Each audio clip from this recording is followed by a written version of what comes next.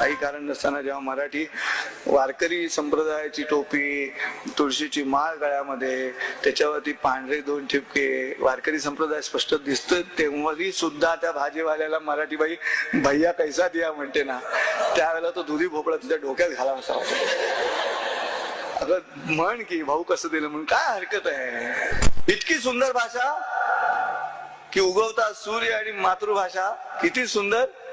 घनश्याम सुंदरा श्रीधरा अरुणोदय झाला, उठी श्रीरामा पहाट झाली, पूर्व दिशा उमलली. गदी माडगुळकर म्हणतात, प्रभात समयो पातला आता जागवा विठ्ठला. परमेश्वराच्या आधी आपण जागवायचंय.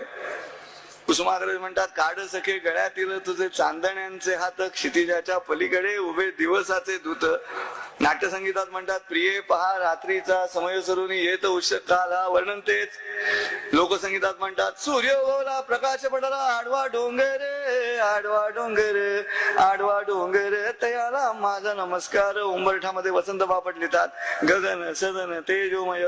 तरी भाषा संपत नाही. सुधीर मोघ्यांना हीच भाषा शब्द पुरवते. फिटे अंधाराचे जाळे झाले मोकळे आकाश.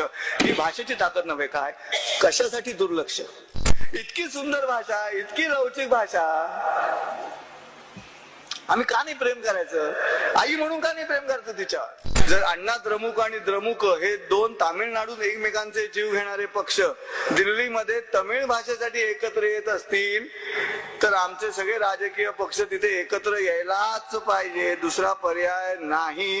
हे राजकीय पक्षांना सांगावंच लागेल की तुमचे बाकीचे मुद्दे बाजूला ठेवा. आता मराठी खरंच समजा, हात जोडून विनंती करतो. कुठचाही आग्रह, राजकीय आग्रह नाही, सामाजिक आग्रह नाही. मराठी माणूस म्हणून मराठी माणसाची संवाद साधताना खरंच हात जोडून आग्रह करतो की अजूनही ती वेळ गेलेली नाही. अजूनही मनशांती हवी असेल तर तुम्हाला तुमच्या मातृभाषेशी प्रामाणिक आणि अत्यंत निस्संगपणे प्रेम करावंच लागेल.